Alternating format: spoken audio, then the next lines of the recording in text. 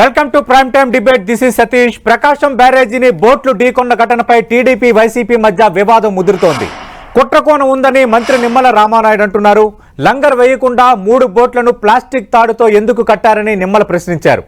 Boat యజమాని Ushadri YCP నేతని మంత్రి నిమ్మల అంటున్నారు. నందిగాం సురేష్, తలసిల రఘురాంకు ఉషాద్రి దగ్గర మనిషిని చెప్పారు. బోట్లకు వైసీపీ రంగులు ఎందుకున్నాయని నిమ్మల ప్రశ్నిస్తున్నారు. ఇక ఉద్దండరాయనిపాలెం వైపు ఉండే బోట్లు బ్యారేజీ వైపు ఎలా వచ్చాయన్న నిమ్మల పై స్థాయి ఆదేశాలతోనే బోట్ల కుట్ర జరిగిందని ఆరోపిస్తున్నారు. మరోవైపు టీడీపీ ఆరోపణలు డైవర్షన్ పాలిటిక్స్ అంటోంది వైసీపీ. ప్రభుత్వ వైఫల్యాలను కప్పిపుచ్చేందుకే బోట్ల కుట్ర ఆరోపణలు చేస్తున్నారని మాజీ మంత్రి కాకాని గోవర్ధన్ రెడ్డి అన్నారు. బోటు యజమాని ఉషాద్రి టీడీపీ నేత కోమటి జయరాంకు బంధువని వైసీపీ చెబుతోంది. వరద నివారణ సహాయక చర్యల్లో ప్రభుత్వం ఫెయిల్ అయిందంటున్నారు మాజీ మంత్రి Kakani. Chandrababu real time governance, ఆధునిక టెక్నాలజీ ఏమైందని ఆయన అంటున్నారు. జగన్ వరద ప్రాంతాలకు వెళ్లిన తర్వాతే చంద్రబాబు వెళ్లారని మాజీ మంత్రి కాకాని అంటున్నారు. ఏదేమైనా ఆంధ్రప్రదేశ్లో ఈ బోటు ఫైటు అన్నట్టుగా రాజకీయం మారుతోంది. బోటు పాలిటిక్స్ అన్నట్టుగా ప్రకాశం బ్యారేజీని ఢీకొన్న బోట్లకు సంబంధించి అవి అనుకోకుండా జరిగిందా, నిజంగా కుట్రకోణం ఉందా, అసలు ఏం జరుగుతోంది? ఇదే అంశంపై ప్రైమ్ టైం డిబేట్లో మనం మాట్లాడబోతున్నాం. చర్చలో పాల్గొంటున్నారు తెలుగుదేశం పార్టీ నుంచి ఆ పార్టీ సీనియర్ నేత, శాసనమండలి మాజీ సభ్యులు ఏఎస్ రామకృష్ణ గారు, అలాగే మరి కాసేపట్లో వైఎస్ఆర్ కాంగ్రెస్ పార్టీ నుంచి ఆ పార్టీ శాసనసభ్యులు చంద్రశేఖర్ గారు డిబేట్లో జాయిన్ కాబోతున్నారు. ఏఎస్ రామకృష్ణ గారు, మనం చూస్తున్నాం వరద బీభత్సం ఏ స్థాయిలో జరిగిందో. ఇప్పటికీ ఇంకా విజయవాడ తేరుకొని వాతావరణం ఉంది. మరోవైపు బుడమేరుకు సంబంధించిన గండ్లు పూడ్చివేత, అలాగే ముఖ్యమంత్రి, ఉప ముఖ్యమంత్రి, మిగతా మంత్రులు పర్యటనలు జరుగుతున్నాయి. ఇదంతా ఒక ఎత్తు. మరోవైపు వరద బురద అన్నట్టుగా రాజకీయం కూడా అదే స్థాయిలో జరుగుతోంది. ప్రకాశం బ్యారేజీని ఢీకొన్న 5 బోట్లు వెనుక కుట్ర ఉంది అన్నది మీరు ఆరోపిస్తున్న అంశం. ఇది కుట్ర లేదు, క్యాజువల్గా జరిగింది, కావాలని డైవర్షన్ పాలిటిక్స్లో భాగంగా మీరు చేస్తున్నదని వైసీపీ అంటుంది. అసలు ఏం జరిగింది సార్? మీకు ఆ అనుమానం ఎందుకు వచ్చింది కుట్ర జరిగిందని? సతీష్ గారు, గుడ్ ఈవినింగ్ అండి. Good evening sir. సతీష్ గారు, ఇప్పుడు వైసీపీ నాయకులు యథావిధిగా అబద్ధాలు వల్లించటంలో వీరికి సాటి ఎవరు కాదు అని చెప్పని మరోసారి నిరూపితమైంది. నిజంగా ఇంతవరకు మనకు తెలిసిన మేరకు ఒకవైపున భారీ వర్షాలు, మరొక వైపున బుడమేరు ముంపుకు గురి కావటం, అలాగే ప్రకాశం బ్యారేజీకి బాగా భారీగా నీళ్లు రావటం, ఇంకొక వైపున మీరు ఇప్పుడే చెప్పారు 5 బోట్లు వదిలారు, వాటిల్లో 3 బోట్లు అక్కడ వెయిటర్లను ఢీ కొట్టాయని చెప్పని. ఇంత ముప్పును చంద్రబాబు నాయుడు గారు తన యొక్క అనుభవాన్ని రంగరించి ఎంతో సమర్థవంతంగా ఇవాళ మనం చూస్తున్నాం. ప్రభుత్వం యావత్తు యంత్రాంగం మొత్తం కూడా ఇవాళ ఎన్టీఆర్ జిల్లా కలెక్టరేట్ లో తిష్టవేసి వాళ్ళకి చంద్రబాబు నాయుడు గారు ఏ ఏ పనులు చేయాలో ఆదేశించిన పిమ్మట మంత్రులు, ఎమ్మెల్యేలు, ఐఏఎస్ అధికారులు, ఇతర అధికారులు అందరూ కూడా అదే పనిలో నిమగ్నమై ఉన్నారు. మనకు తెలుసు, గతంలో ఇలాగే విశాఖపట్నంలో హుద్ తుఫాన్ వచ్చినప్పుడు చంద్రబాబు నాయుడు గారు అక్కడే ఉండి ఆ ముప్పు తప్పే వరకు అక్కడే ఉండి ఆయన మొత్తం సాధారణ స్థితికి వచ్చే వరకు దగ్గరుండి పనులన్నీ పర్యవేక్షించి సాధారణ స్థితికి వచ్చిన తర్వాత మాత్రమే తిరిగి రావటం జరిగింది. అవును. అలాగే ఇవాళ ఆయన గత 10 రోజులుగా కలెక్టరేట్ లో, ఎందుకని చెప్పానంటే ఇది తీవ్రమైనటువంటి ముప్పు, దాదాపు 7 లక్షల మంది ఇవాళ సింగనగర్ తో సహా అనేక ప్రాంతాల్లో వరద బాధితులు ఉన్నారు. ఇప్పటికీ అక్కడ ఉన్నటువంటి వరద తీవ్రత ఇంకా పోలేదు. ఆయన ఆ విధంగా 74 సంవత్సరాలు దాటినటువంటి చంద్రబాబు నాయుడు గారు కుర్రవాడిలాగా మురుకు ప్రాంతాల్లో కూడా పర్యటించి మోకాళ్ళంత లోతున కూడా దిగి ఆయన బుల్డోజర్ మీద, ట్రాక్టర్ల మీద ప్రతిరోజు కూడా 4-5 గంటలు వరద బాధితుల దగ్గరకు వెళ్ళి, అమ్మా మీకు కావలసినటువంటి సరుకులు అందుతున్నాయా, అందటం లేదా, అందకపోయినట్లయితే వాటిని ఏ విధంగా అక్కడికి వాళ్ళ దగ్గరకు చేర్చాలి అనేటటువంటి వాటిని పర్యవేక్షించుతున్నటువంటి విధానాన్ని మొన్న కేంద్ర మంత్రి, వ్యవసాయ శాఖ మంత్రి శివరాజ్ సింగ్ చౌహాన్ కూడా ప్రశంసించడం జరిగింది. ఆయన అన్నారు, దేశంలో ఎక్కడా కూడా డ్రోన్లు ఉపయోగించి మొట్టమొదటిసారిగా ఆహార పంపిణీని చేయటం నేను చూస్తున్నాను అని చెప్పని ఆయన అనడం చూస్తే, టెక్నాలజీ విషయంలో చంద్రబాబు నాయుడు గారు ఆ టెక్నాలజీ ఉపయోగించుకోవటంలో ఆయనకి మించి ఎవరు సాటి రారు అని చెప్పని ఇది తెలియజేస్తుంది. ఓకే, ఇక్కడ మనం అర్థం చేసుకోవాల్సింది, ఇక్కడ ప్రధానమైనటువంటి ప్రమాదం వచ్చింది. ఈ విపత్తు సమయంలో అటు అధికార పక్షము ఇటు విపక్షము కూడా కలిసి పని చేయాల్సినటువంటి సందర్భం. ఈ సందర్భాన్ని మర్చిపోయి ఇవాళ జగన్మోహన్ రెడ్డి బురద రాజకీయాలు చేస్తా ఉన్నాడు. ఇంతకు ముందు విజయవాడకు వరద వచ్చినప్పుడు, ఇతర ప్రాంతాలకు వరద వచ్చినప్పుడు ఈయన కనీసం కాలు నేల మీద పెట్టలా. వరద ముంపు ప్రాంతాల్లో కనీసం నీళ్లలోకి దిగల. హెలికాప్టర్ మీద పైనుంచి కిందకి అలా చూసుకుంటూ వెళ్ళిపోయాడు. అలాగే ఇప్పుడు కూడా విజయవాడకు వచ్చి ఆయన 10 నిమిషాలు అక్కడ ఉండి వరద నీటి ప్రాంతంలో దిగగానే అక్కడ ఉన్నటువంటి వరద బాధితులు ఏమని చెప్పారో తెలుసునండి, మనం చాలా స్పష్టంగా విన్నాం. గోబ గుయ్యమనేటట్టు వాళ్ళు సమాధానం చెప్పారు. ఏమండి, ఇంత లోతు నీళ్లుంటే అధికారులు మాత్రం ఎలా వస్తారండి? మాకు కావలసినటువంటి సాయం బ్రహ్మాండంగా అందుతోందని చెప్పని వాళ్ళకి ఆయన చెప్పగానే ఎమ్మటే వెనుదిరిగి ఆయన వెళ్ళిపోవటం అనేటటువంటి జరిగింది. నేను చూసా, మనం ఎక్స్ వేదికగా ఆయన 8 పాయింట్లు పెట్టాడండి జగన్మోహన్ రెడ్డి గారు. ఇవాళకి 8 రోజులు అవుతున్నా కూడా వరద బాధితులకు అందాల్సినటువంటి సహాయం అందట్లేదు.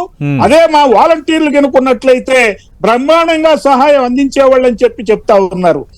ఈయన ఈ విధంగా చెప్తా ఉంటే నాకు చాలా ఆశ్చర్యం వేస్తా ఉంది.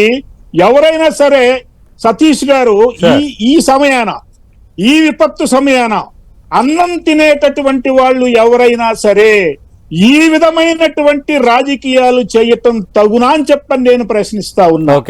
ఒకవైపున చాలా మంది సింపాథెటిక్ యాటిట్యూడ్ తోటి, ఎంపాథెటిక్ యాటిట్యూడ్ తోటి విరాళాలు బ్రహ్మాండంగా వస్తా ఉన్నాయి. చంద్రబాబు నాయుడు గారు చేస్తున్నటువంటి పనికి మనం కూడా చేయూతనిద్దాం, చేదోడు వాదోడుగా ఉందామని చెప్పని రాష్ట్రంలోనే కాకుండా ఇవాళ నా ఫ్రెండ్ అమెరికా నుంచి వచ్చి 10 లక్షల రూపాయలు ఇవ్వటం జరిగింది. అందరూ కూడా ఆయనకి తోడు నీడగా ఒకవైపున ఉంటే వరద బాధితులకి మొత్తం మంత్రులందరూ కూడా అక్కడ పనిచేస్తా ఉంటే, ఎమ్మెల్యేలందరూ అక్కడ పనిచేస్తా ఉంటే, ఐఏఎస్ ఆఫీసర్లు సైతం బురదలో దిగి సహాయ సహకారాలు అందిస్తారు. వరద సాయం అనుకున్నంత స్థాయిలో అందటం లేదు. అలాగే వరదల విషయంలో ప్రజలను అలర్ట్ చేయలేకపోయారు, అంచనా వేయలేకపోయారు. ఈ వైఫల్యాలను కప్పిపుచ్చేందుకే ఈ బోట్లు ఢీకున్నాయి, దీని వెనక వైసీపీ ఉందని ఈ తరహాగా ఒక డైవర్షన్ పాలిటిక్స్ కు టీడీపీ తెరలేపింది. ఇది వైఎస్ఆర్ కాంగ్రెస్ పార్టీ అధినేత జగన్మోహన్ రెడ్డి నుంచి ఆ పార్టీ నేతలు చేస్తున్న ఆరోపణ. ఏమంటే ఇప్పుడు జగన్మోహన్ రెడ్డి గాని, అట్లాగే జగన్మోహన్ రెడ్డి హయాంలో వ్యవసాయ శాఖ మంత్రిగా పనిచేసినటువంటి అనాకాని కాకాని గోవర్ధన్ రెడ్డి అని చెప్పానంటా నేను. ఎందుకు అని చెప్పానంటే, ఇవాళ ప్రభుత్వం వైఫల్యం చెందింది అని చెప్పని అంటున్నారు. అట్లాగే వరద బాధితులకి సహాయం అందట్లేదని చెప్తా ఉన్నారు. బురద రాజకీయాలు చంద్రబాబు నాయుడు గారు చేస్తున్నారని చెప్తున్నాడు. ఎంత సిగ్గుచేటైనటువంటి విషయం అంటే, అసలు జగన్మోహన్ రెడ్డికి బుడమేరుకి గేట్లు ఉండవు అనేటటువంటి సంగతి కూడా అతనికి తెలియదని చెప్పనంటే నాకైతే ఆశ్చర్యం వేస్తుంది. ఈ రాష్ట్ర ప్రజలు అతన్ని అసలు ముఖ్యమంత్రిగా ఎలా ఎన్నుకున్నారా అని చెప్పని. బుడమేరు అనేటటువంటిది ఒక డ్రైనేజీ, ఒక కాలం అనేటటువంటి విషయం కూడా అతనికి తెలియదు. అక్కడ ఉండేది లాకులు, గేట్లు కాదండి. నేను మొన్న మాట్లాడుతూ ఆయన గేట్లు అనేటటువంటి పదాన్ని వాడుతున్నాడు. అసలు రిజల్ట్స్ జూన్ 4వ తారీఖున వస్తే మే 4వ తారీఖు అని చెప్పని మైండ్ పోయిందేమని చెప్పని నేను అనుకుంటాను, చిక్కు పోయిందేమని చెప్పని నేనైతే అనుకుంటా ఉన్నాను.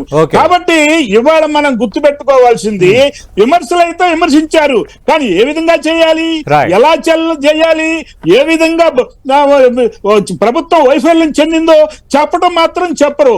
ఇవాళ చాలా స్పష్టంగా నేను చెప్తా ఉన్నానండి, ఇవాళ బోట్లు 3 బోట్లు కాదు 5 బోట్లు, 3 బోట్లు ఏమో ఒకదానికి గొలుసుతో కట్టి వదిలేశారు.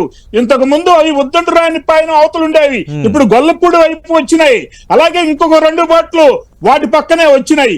వీటిని గుద్దేసి ప్రకాశం బ్యారేజీకి నష్టం చేసేసి బెదవాడని ముంచాలని చెప్పని వైసీపీ ప్రభుత్వం జగన్మోహన్ రెడ్డి ఆలోచించారంటే ఇంతకంటే ఉగ్రవాది చర్య మరొకటి ఉండదని నేను అనుకుంటున్నా.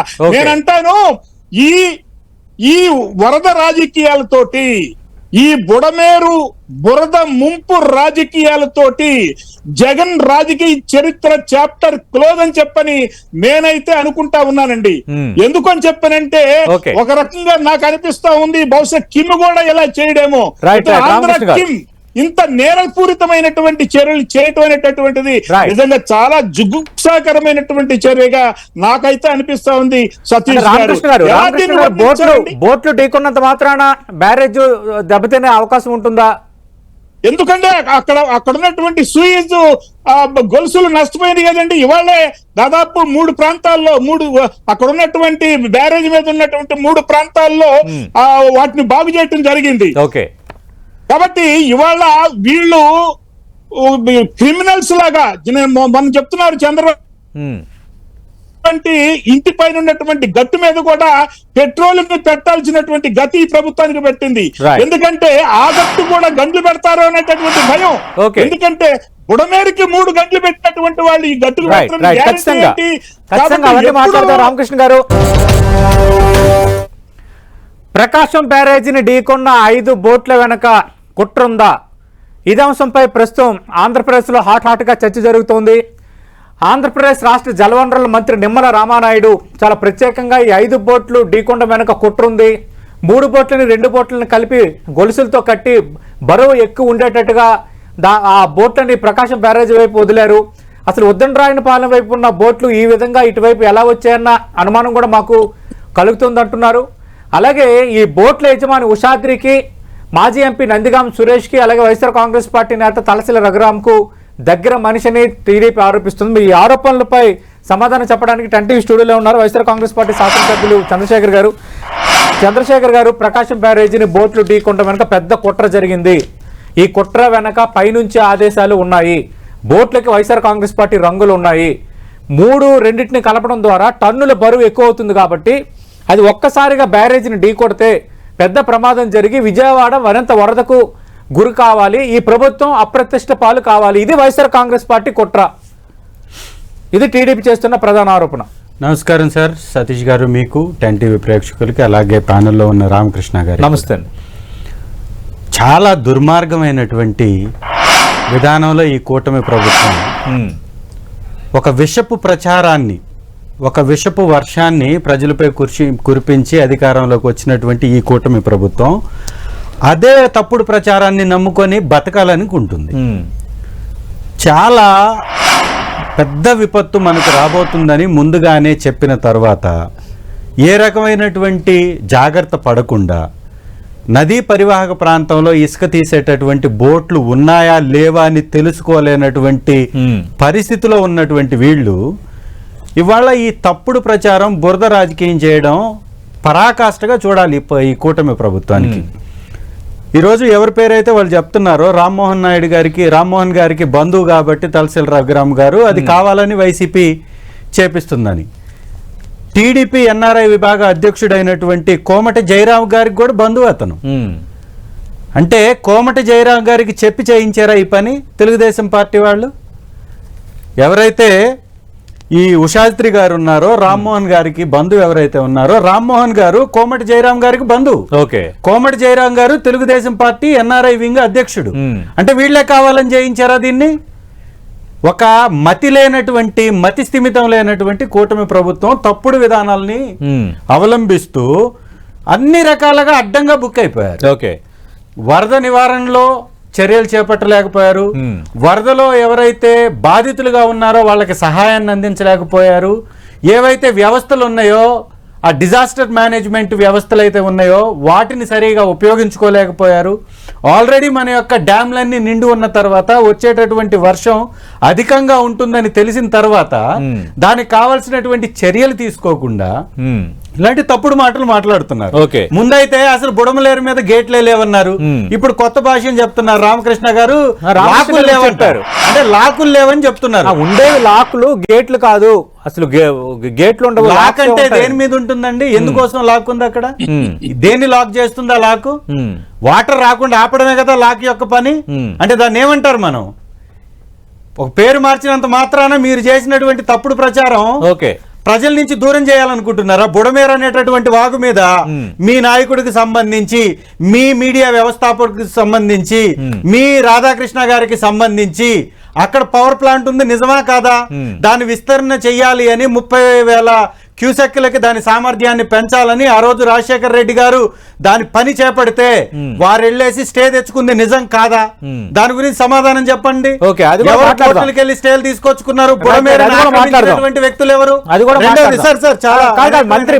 మంత్రి నిమ్మల రామానాయుడు జలవనరుల మంత్రిగా ఉన్నారు. ఈ కార్యక్రమాన్ని కూడా ఆయన పర్యవేక్షిస్తున్నారు. ఆయన చేసిన ఆరోపణలు ఖచ్చితంగా మీరు సమాధానం చెప్పాలి. లంగర్ వేయకుండా 3 బోట్లని ప్లాస్టిక్ తాడుతో కట్టారు. బోటు యజమాని వైకాపా నేత కావడంతోనే కుట్రకోణం బలపడుతోంది. అలాగే బోట్లకి వైకాపా రంగులు ఉన్నాయి. మూడోది ఉద్దండరాయన పాలెం వైపు ఉండే బోట్లు వరద వచ్చే సమయంలో యువతల వైపు రావటం ఏంటి? కరెక్ట్. నేను అదే చెప్పాను, మీరు అడిగారు. ఇప్పుడు ప్రభుత్వం ఎవరిది ఉంది సార్? ప్రభుత్వం వచ్చి ఎన్ని రోజులైంది? ఎలక్షన్స్ కి ముందే ఆల్రెడీ ఈసీ వచ్చిన తర్వాత వ్యవస్థలన్నీ కూడా ఈసీ అండర్లోకి వెళ్ళిపోయిన తర్వాత దాదాపు 6 నెలల కాలం నుంచి ఆ బోట్ నీటిలో ఉందంటే ఎవరు అండర్లో ఉంది? ఇవాళ 3 నెలలు మీ ప్రభుత్వం వచ్చిన తర్వాత కూడా బోట్ ఆ నీటిలో ఉండి ఇసుకను తరలిస్తున్నా అంటే ఏ తెలుగుదేశం నాయకుడు ఆ బోటును వినియోగించి ఇసుకను తొలగిస్తున్నారో, ఇసుకని దొంగతనం చేస్తున్నారో అర్థం కావట్లేదా? ఈరోజు రాష్ట్రంలో 70 లక్షల టన్నుల ఇసుకున్నటువంటి నిల్వల్ని కొట్టేసినటువంటి దొంగల తెలుగుదేశం నాయకులు అనేది ఈ రాష్ట్ర ప్రజలందరికీ తెలుసు. ఇవాళ నదిలో ఉన్నటువంటి బోట్లు అవి కొట్టకొచ్చేటటువంటి ఆ యొక్క దాన్ని గమనించినటువంటి ప్రభుత్వం, కునుకు వహించినటువంటి ప్రభుత్వం, ఏ కాలువకైతే వరదలో నిండిపోయి ఉన్నటువంటి కాలువలు బిల్డింగ్లే కూలిపోతున్నటువంటి పరిస్థితి ఉంటే లంగర్లు నిలబడతాయండి? సరైనటువంటి జాగ్రత్తలు తీసుకోకుండా బోటుల ద్వారా ఇసుకను తరలించినటువంటి వీళ్ళ నాయకులకు సంబంధించిన సమస్యల వలన తలెత్తినటువంటి సమస్య ఇది. ఓకే, ఈరోజు ఆ యొక్క ఉషాద్రి గారు కోమటి జయరాం గారికి బంధువు, మీ నాయకుడు, దాని గురించి సమాధానం చెప్పండి. రెండవది 40 లక్షల రూపాయల బోట్లు అంట. ఎవడన్నా కావాలని 40 లక్షల బోట్లని బయటకు వదిలేసి కూలగొట్టాలని అనుకుంటారా? అంటే దాదాపు కోటిన్నర విలువని ప్రభుత్వ మంత్రులు చెప్తుంది. ఇది కోటిన్నర విలువ. పై స్థాయి ఆదేశాలు లేకుండా కోటిన్నర విలువ చేసే బోట్ల పట్ల నిర్లక్ష్యంగా ఉంటారని. ఎవరు నిర్లక్ష్యంగా ఉంది? ప్రభుత్వమా కాదా?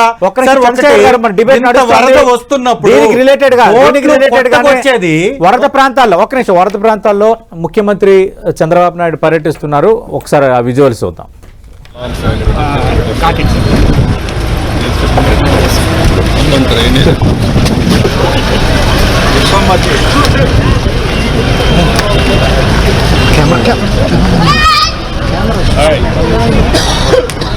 బాగున్నావా? నువ్వు థ్యాంక్ యూ.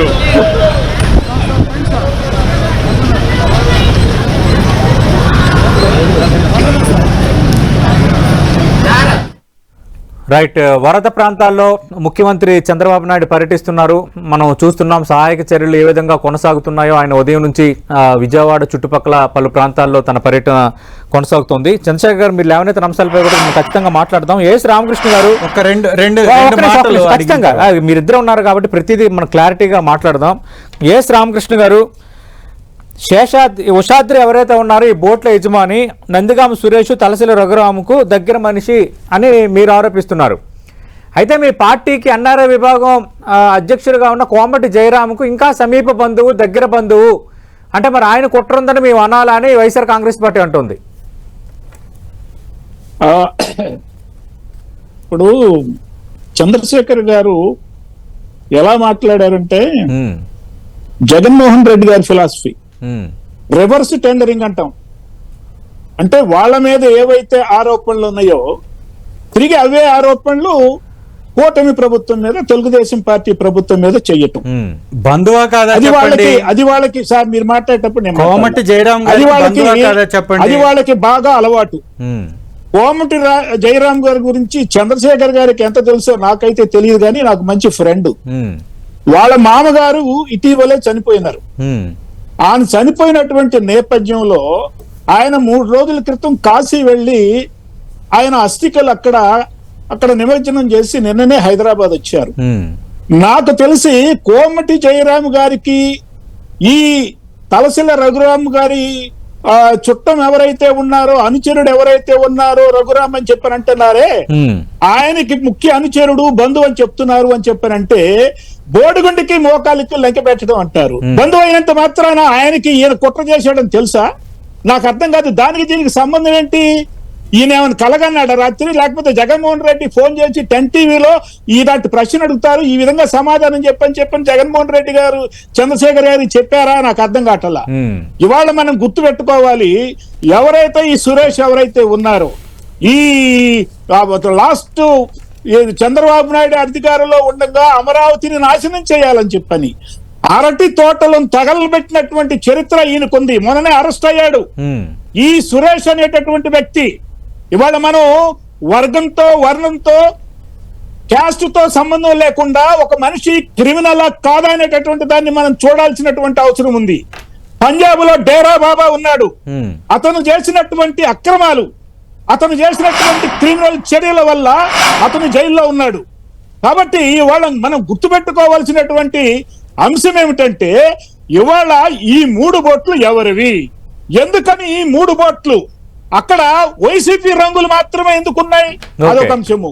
ఎందుకని ఈ 3 బోట్లకి గొలుసులతో పెట్టి ఆ 3టికి లంక వేశారు, లంగరు మాత్రం తాడుతో ఎందుకని వేశారు అంటే దీని వెనకాల ఏదో కుట్ర దాగి ఉంది. అవతల ఉన్నటువంటి బోట్లు యువతలకు ఎందుకు వచ్చినాయి?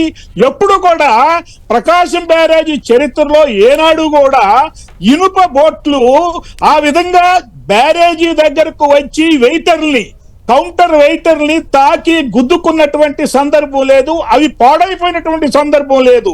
67, 69, 70 గేట్ల వద్ద ఇవి గుద్దుకోవటం వల్ల వెయిటర్లు పాడైపోయినాయి. ఇవాళ వాటిని బాగు చేశారండి. ఆ 3 వెయిటర్ని స్టీల్ వాటిని బాగు చేయటం జరిగింది. కాబట్టి ఇవాళ పోలీసుల యొక్క ఖచ్చితంగా ఇన్వెస్టిగేషన్ లో దొంగలు ఎవరో బయటపడుతుంది.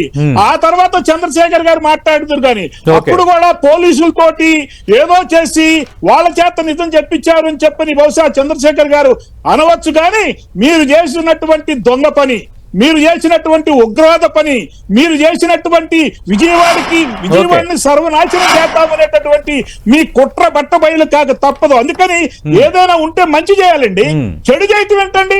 అసలు బెదవాడిని ముంచాలని చెప్పని ఆ విధంగా చంద్రబాబు నాయుడికి అసలు మీరు చంద్రబాబు నాయుడికి పాఠాలు చెప్పడం ఏంటండి? 4 సార్లు ముఖ్యమంత్రి అయ్యాడు. అంటే జగన్మోహన్ రెడ్డి గారు కుట్ర జరిగిందనేది మీ అనుమానమా, లేదంటే కుట్ర జరిగింది అనడానికి ఆల్రెడీ కుట్ర జరిగిందని ఒక అభిప్రాయంకి వచ్చారు? ఆధారాలు దొరికాయా? పోలీసులు ఇచ్చేసారండి ఆధారాలు. పోలీసులు ఆధారాలు ఇచ్చేశారు. వాళ్లే కుట్రదారులని చెప్పి బయటపడింది. వాళ్ళిద్దరూ కూడాను సురేష్ గారి, తలసిల రఘురాం గారి మాజీ ఎంపీ, ఇప్పుడున్నటువంటి ఎమ్మెల్సీ అనుచరులు అని చెప్పని కూడా తేలింది. అతను కూడా ఒప్పుకున్నాడు. ఒక అతను ఒప్పుకున్నాడు ఇవి నా బోట్లే అని చెప్పని ఒప్పుకోవటం జరిగిందండి. రైట్ రైట్, ఖచ్చితంగా అడుగుదాం చంద్రశేఖర్ గారు. కుట్ర జరిగిందనేది ఆరోపణ కాదు, కుట్ర జరిగిందనేది ఆరోపణ కాదు, కుట్ర జరిగింది. ఆల్రెడీ పోలీసుల ఆధారాలు కూడా సేకరించారు. నందిగాం సురేష్, తలసిల రఘురాం వాళ్ళకి ప్రధానంగా చాలా క్లోజ్ గా మూవ్ అయ్యే వ్యక్తి ఉషాద్రి రామ్మోహన్. అలాగే కొందరు ఆ బోట్లు తమేమని ఒప్పుకున్నారు. Sir the game is over అంటున్నారు. సార్ ఒక 2 minutes నాకు సమయం ఇవ్వండి.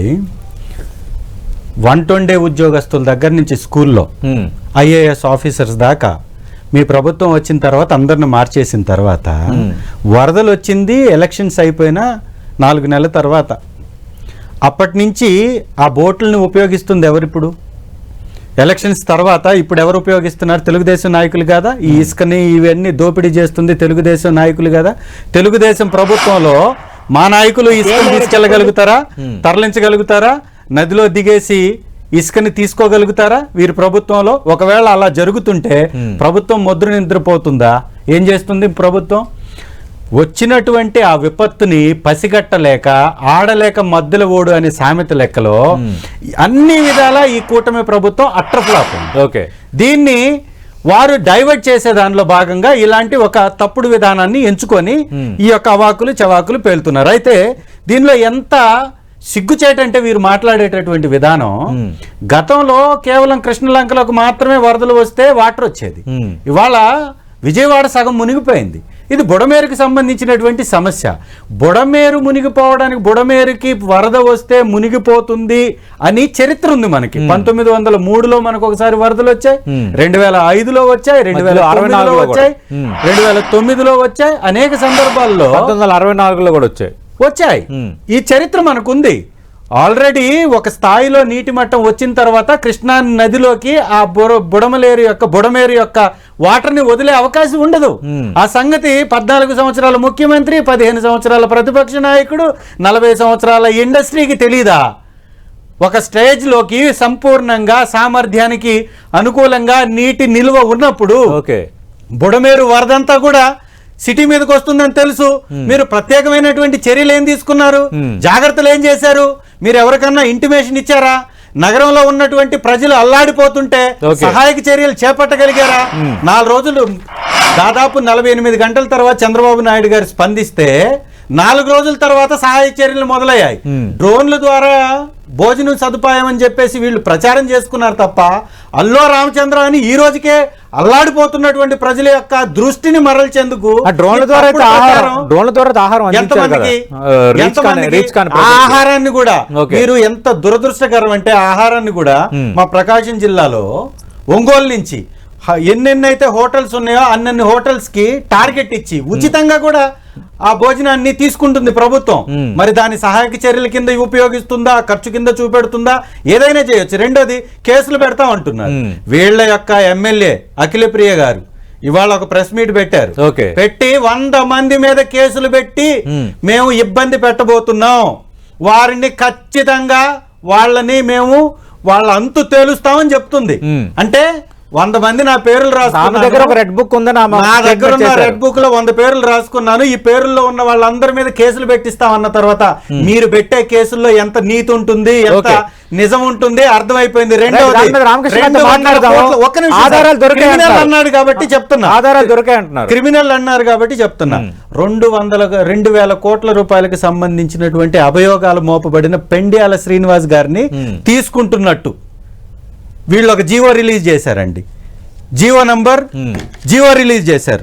అంటే నేర చరిత్ర కలిగినటువంటి వ్యక్తులతోటి నిండుతున్నటువంటి ఈ కూటమి ప్రభుత్వం ఇదిగోండి జీవో నంబరు 1560/99/2024 పెండ్యాల శ్రీనివాస్ గారి మీద ఎన్ని కేసులు ఉన్నాయండి? ఎంత డబ్బు డైవర్ట్ అయినట్టుగా సిఐడి కేసులు మోపారు, అభియోగాలు మోపారు. వాటి నుంచి అతన్ని బయటకు రాకముందే వారి మీద ఉన్నటువంటి కేసుల్ని నిలిపివేస్తూ, విచారణ నిలిపివేస్తూ వారిని ప్రభుత్వంలో భాగస్వామిని చేసుకున్నారు. ఇంత దుర్మార్గంగా, ఇంత నీచంగా, చేతగాని అసమర్థపు ఈ ప్రభుత్వం ఇవాళ మళ్ళీ మా ప్రభుత్వం మీద పడుతుంది. 3 నెలల నుంచి మీరు ప్రభుత్వంలో ఉన్నారా లేదా? మీరేం గుడ్డి గుర్రాలకు పళ్ళు తోముతున్నారా? ఆ బోట్లన్నీ కొట్టుకొని అంత దూరం నుంచి ప్రవాహం వస్తుంటే దాన్ని నివారించడానికి చర్యలు ఏమయ్యాయి? అంటే చంద్రశేఖర్ గారు, మరి ఉద్దండ రాయనపాలెం వైపు ఉండే బోట్లు సమయంలో యువతల వైపు రావడం ఏంటంటే ప్రభుత్వంలో జరిగింది కదా. మీ ప్రభుత్వంలో అటువైపున పనిచేసేటటువంటి బోట్లు ఇటువైపున వచ్చాయంటే ఇది కేవలం మీ యొక్క నాయకుల యొక్క పని అయి ఉండాలి, లేకపోతే మీ ప్రభుత్వం యొక్క అసమర్థత అయి ఉండాలి. రైట్. ఆ బోట్లు కలిగినటువంటి ఉషాద్రి రామకృష్ణ గారు మీ నాయకుడికి బంధువు అని చెప్పిన తర్వాత దాని మీద దాటి వేస్తే బంధువు కావచ్చు కానీ తప్పు చేస్తున్నారు, తలసిల రఘురామ్ గారికి బంధువు అయినంత మాత్రాన మా మీద ఎలా రుద్దుతారు? మా ఎంపీ గారు ఎంపీ గారిని తీసుకొచ్చి మళ్ళీ వారి మీద కేసులు ఆధారాలు ఉన్నాయంటున్నారు. అదే కదా ఇప్పుడు ఆవిడ చెప్తుంది కదా, 100 మంది మీద నేను కేసులు పెట్టబోతున్నానని చెప్తుంది కదా. తప్పుడు కేసులు పెడతాము, ఇబ్బంది పెడతాము, ఎస్ అని రామకృష్ణ చెప్తుంది గారు కదా. ఎలాంటి కుట్ర లేదు, తప్పుడు కేసులు పెట్టి టార్గెట్ చేయాలనేది ఉద్దేశం. వరద సహాయక చర్యలు సరైన రీతిలో సాగటం లేదు కాబట్టి డైవర్షన్ పాలిటిక్స్ లో భాగంగా దీన్ని ముందుకు తెస్తున్నారు. ఇది వైఎస్ఆర్ కాంగ్రెస్ పార్టీ ఆరోపణ. ఇప్పుడు కోమటి సతీష్ గారు. జయరామ్కి ఆయన బంధువు తప్పు చేస్తున్నారో లేదో తెలియనప్పుడు తలసిల రఘురామ్కి ఎలా తెలుస్తుంది నిజంగా ఒకవేళ తప్పు జరిగి ఉంటే అన్నది చంద్రశేఖర్ గారి మూడో ప్రశ్న. సతీష్ గారు, ఈ కుట్రలు, ఈ పాపాలు, ఈ దుర్మార్గాలు, ఈ అవినీతి పనులు, ఈ మాఫియా కార్యక్రమాలు, ఈ హత్యలు, ఈ దోపిడీలు అనేకమైనటువంటివి గత 5 సంవత్సరాల్లో చేశారు కాబట్టి 151 స్థానాల నుంచి 11 స్థానాలకి ఈ రాష్ట్ర ప్రజలు ఆ జగన్మోహన్ రెడ్డి పార్టీని కుదించారు అనేటటువంటి విషయాన్ని మనం గుర్తుపెట్టుకోవాలి. చంద్రశేఖర్ గారు కూడా పొరపాటును గెలిచారని చెప్పని నేను అనుకుంటున్నా. అక్కడ మా తెలుగుదేశం పార్టీ వాళ్ళు సరిగా బహుశా పనిచేయలేదేమో, అందుకని ఆయన గెలిచుంటారు. ఇవాళ మనం గుర్తుపెట్టుకోవాల్సింది ఏంటంటే బుడమేరు వల్ల ఇవాళ విజయవాడకు వరదలు ఎందుకు వచ్చినాయి చాలా స్పష్టంగా చెప్పదలుచుకున్నా నేను. చంద్రశేఖర్ గారు నోట్ చేసుకోండి. చంద్రబాబు నాయుడు గారి ప్రభుత్వం 2014-2019 మధ్య దాదాపు 440 కోట్లు బుడమేరు అభివృద్ధి చేయటానికి నిధులు కేటాయించింది. కానీ ఈ నిధుల్లో కేవలము 23 కోట్ల రూపాయలే కేటాయించిందని చెప్పని మీ ప్రభుత్వం ఉన్నప్పుడు అక్కడ వైసీపీ ఎమ్మెల్యేగా ఉన్నటువంటి మైలవరం ఎమ్మెల్యేగా ఉన్నటువంటి వసంత కృష్ణప్రసాద్ చాలా స్పష్టంగా చెప్పాడు. మీరు కావలిస్తే అతనికి ఫోన్ చేసి కనుక్కోండి, అతనికంటే మీకు బాగా తెలుసేమో నాకు తెలియదు. ఏం చెప్పాడు వసంత కృష్ణప్రసాద్? 23 కోట్లు ఖర్చు పెట్టిన తర్వాత అక్కడ పనులు ఆఫ్ చేస్తే గుత్తేదారుడు ఇప్పుడే మీరు పనులు ఆఫ్ చేసినట్టయితే రేపతన్న ప్రమాదం వచ్చినట్లయితే మేము ఏం చేయాలి, నాకు చెడ్డ పేరు వస్తుంది, మీ పనులు మీరు కంటిన్యూ చేయండి అని చెప్పనంటే మాకు డబ్బులు ఇవ్వలేదు ఈ ప్రభుత్వం, మేము ఈ పని కొనసాగించలేమని చెప్పని గుత్తేదారులు పారిపోయినటువంటి పరిస్థితి. అంతేకాకుండా వైసీపీ నాయకులు అక్కడ మట్టి దవ్వుకొని, అంతేకాకుండా అక్కడ పొలాలు ఆక్రమించి దుర్మార్గమైనటువంటి పనులు చేయటం వల్ల 3 ప్రాంతాల్లో గండ్లు పడటం వలన ఆ గండ్లు పూడ్చేటటువంటి సమయం కూడా లేకుండా భారీ వర్షాలు రావటం వలన ఇవాళ బుడమేరు వల్ల వరద వచ్చింది. అక్కడ ఉన్నటువంటి విజయవాడలో ఒకవైపు ప్రాంతం మునిగిపోయింది అనేటటువంటిది ఇవాళ మన కళ్ళకు కనిపెట్టేటటువంటి వాస్తవం. ఎందుకని ఇవాళ చంద్రశేఖర్ గారు ఈ విషయం తెలియకుండా కావాలని చెప్పని ఈ విషయాన్ని దాటవేసి అబద్ధాలు ఆడితే డైవర్షన్ పాలిటిక్స్, ఇక్కడ నేనంటున్నా డైవర్షన్ పాలిటిక్స్ డైవర్షన్ పాలిటిక్స్ ఆడితే జగన్మోహన్ రెడ్డిని మీరు మెప్పించవచ్చేమో కానీ వాస్తవం కాకుండా పోదని చెప్పని నేను అనుకుంటా ఉన్నాను. ఇవాళ జగన్మోహన్ రెడ్డి గారు చెప్పదలుచుకున్నారండి. ఉషాద్రి నాయుడు లోకేష్ గారితో ఉన్నటువంటి ఒక్క విషయం చెప్తాను. ఒకసారి దీనికి సమాధానం చెప్పండి. దీనికి సమాధానం చెప్పండి ఒకసారి. ఎస్ రామకృష్ణ గారు, మీరు చెప్తున్న బోట్ల యజమాని ఉషాద్రి టీడీపీ కార్యకర్త వీరు ఉషాద్రి నాయుడు గారని ఇంతకంటే మీకు ప్రూఫ్ కావాలా? ఇంతకంటే మీకు ప్రూఫ్ కావాలా? అది జగన్మోహన్ రెడ్డి గారు బుడమేరు మీద కట్టినటువంటి నిర్మాణం అది రాధాకృష్ణ గారిది, ఏబిఎన్ ఆంధ్రజ్యోతికి సంబంధించినటువంటి యజమానిది.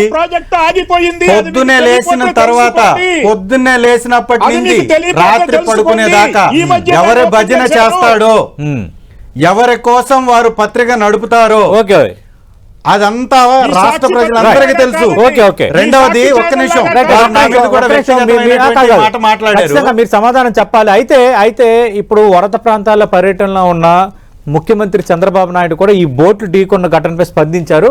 ఆయన ఏమన్నారు ఒకసారి విన్న తర్వాత మీరు రెస్పాండ్ అవుతారు. కానీ 11,20,000 క్యూసెక్స్ నీళ్లు కృష్ణాలోకి వస్తూ ఉంటే వీళ్ళ కలర్తో ఉండే బోట్లు, వీళ్ళ ఫాలోయర్స్ అది కృష్ణా నదిలో వదిలిపెట్టే పరిస్థితికి వచ్చారు. దానికి సమాధానం కూడా చెప్పడం లేదు. అంటే మీకు బాధ్యత లేదా? ఎట్లా వస్తాయి మీ బోట్లు? ఒక్కొక్క బోటు 30 మెట్రిక్ టన్నులు వెయిట్ ఉంది. వచ్చింది 5 వచ్చాయి, ఒకటి కొట్టుకొని పోయింది, ఒకటి ఎక్కడుందో తెలియదు, 3 వచ్చి కొడితే అక్కడ ఏదైతే సపోర్టింగ్ ఇది ఉంటుందో ఆ కౌంటర్ వెయిట్ ఏదైతే ఉందో ఆ కౌంటర్ వెయిట్ ఇరిగిపోయే పరిస్థితి వచ్చేది. ఆ కౌంటర్ వెయిట్ కాకుండా కాలంకే జరుగుంటే, కాలమనే కొట్టుంటే ఏమైందని అడుగుతాను. 11,20,000 క్యూసెక్స్ ఆఫ్ వాటర్ అంటే ఎంత ప్రవాహం ఉంటుందో మీరు గుర్తుపెట్టుకోవాల్సిన అవసరం ఉంది. అంటే లంగర్ కూడా పెట్టుకోకుండా బోట్లు వదిలిపెట్టారా మీరు? బాధ్యత లేదా మీకు? దాని మీద సమాధానం చెప్పరా మీరు? ఎందుకు జరిగింది? ఎట్లా జరిగింది? మొన్నటి వరకు దొంగ వ్యాపారం చేశారు, ఇసుక వ్యాపారం.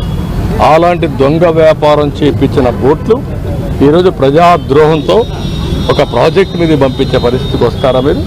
దాని మీద రైట్. చంద్రశేఖర్ గారు నేరుగా ముఖ్యమంత్రి ఆరోపిస్తున్నారు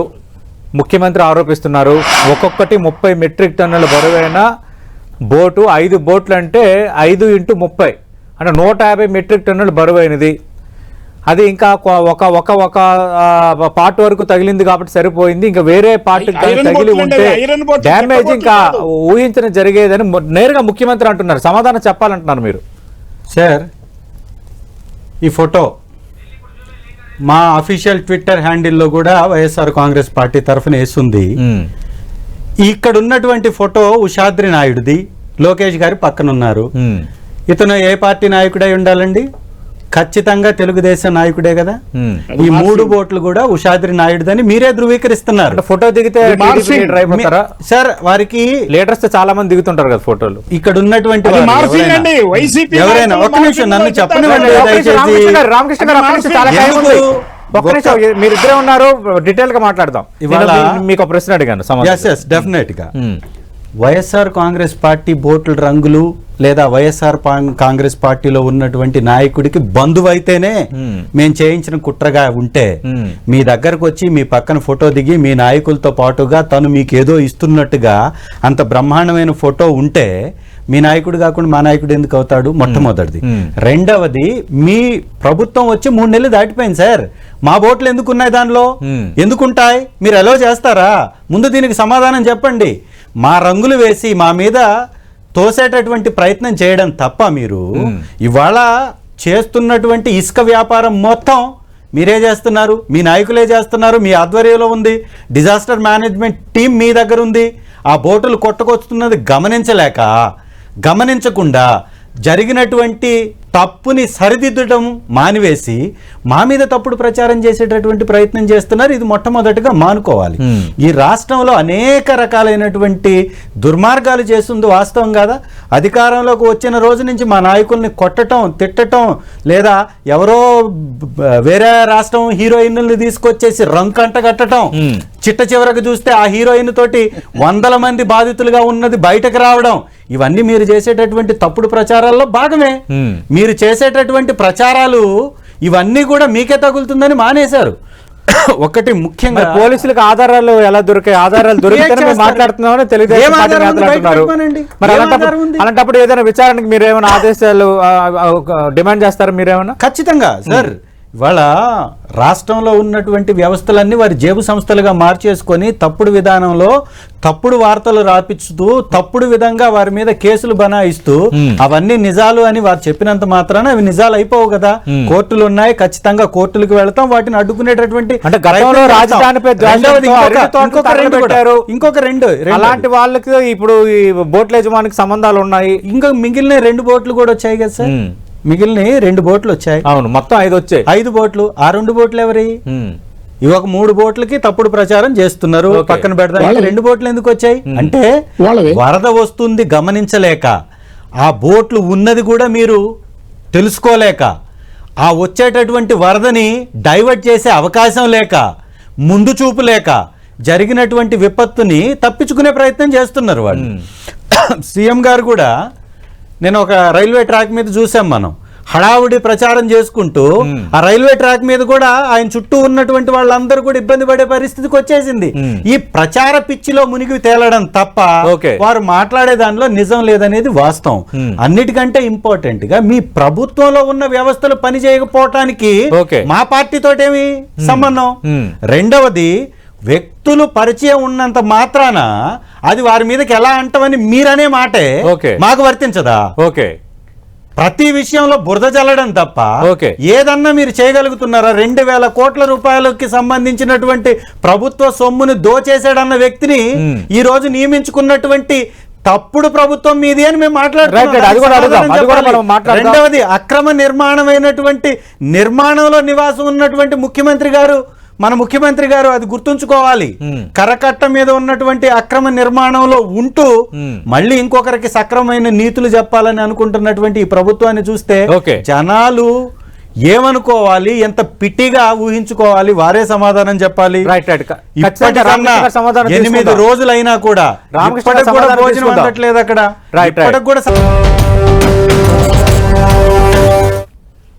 రైట్. ఆంధ్రప్రదేశ్లో వరద రాజకీయం వేడెక్కుతోంది. ప్రకాశం బ్యారేజీని బోట్లో ఢీకొన్న అంశంపై నేరుగా కొద్దిసేపటి కిందట ముఖ్యమంత్రి చంద్రబాబు నాయుడు వైఎస్ఆర్ కాంగ్రెస్ పార్టీపై ఆరోపణలు చేశారు. ప్రస్తుతం ఇది కొంత ముదిరేటట్టుగానే కనిపిస్తోంది. ఆధారాలు ఉన్నాయి కాబట్టి మేము మాట్లాడుతున్నామని తెలుగుదేశం పార్టీ నేతలు అంటున్నారు. లేనిపోయిన ఆధారాలు సృష్టించి మమ్మల్ని అరెస్ట్ చేసే ప్రయత్నం చేస్తున్నారు, కేసులు బనాయించే ప్రయత్నం చేస్తున్నారని వైఎస్ఆర్ కాంగ్రెస్ పార్టీ అంటుంది. ఏఎస్ రామకృష్ణ గారు, అంటే దీనిపైన ఇంకా విచారణ కొనసాగుతుందా, విచారణ కంప్లీట్ అయిందా, లేనిపోయిన ఆరోపణలు చేస్తున్నారన్నది వైఎస్ఆర్ కాంగ్రెస్ పార్టీ చేస్తున్న ఆరోపణ. 3 బోట్లు ఉషాద్రి రామ్మోహన్ అయితే మిగతా 2 బోట్ల సంగతి ఏంటి, దాన్ని ఎందుకు తేల్చడం లేదన్నది అడుగుతున్నది రెండో ప్రశ్న. మూడోది, 3 నెలలైంది మీరు ప్రభుత్వంలో ఉన్నారు కాబట్టి ఆ బోట్లు ఖచ్చితంగా వినియోగంలో ఉన్నప్పుడు ఇప్పుడు ప్రభుత్వం వరదలో కొట్టుకొస్తూ ప్రకాశం బ్యారేజీ వైపు వస్తున్న విషయాన్ని ఎందుకు గ్రహించలేకపోయాయన్నది వైఎస్ఆర్ కాంగ్రెస్ పార్టీ అడుగుతున్న మూడో ప్రశ్న. సతీష్ గారు, సార్, చంద్రశేఖర్ గారు అమాయకంగా మాట్లాడుతున్నానని చెప్పి అనుకుంటున్నారా, తెలియగా మాట్లాడుతున్నారని చెప్పి అనుకుంటున్నారా, నాకైతే తెలియదు. నిన్న జగన్మోహన్ రెడ్డి గారు ఏవైతే 8 పాయింట్లు పెట్టారో ఎక్స్ లో, అవే పాయింట్లు ఆయన మాట్లాడుతున్నారు. ఆయన సొంతంగా చెప్పింది ఏమీ లేదు.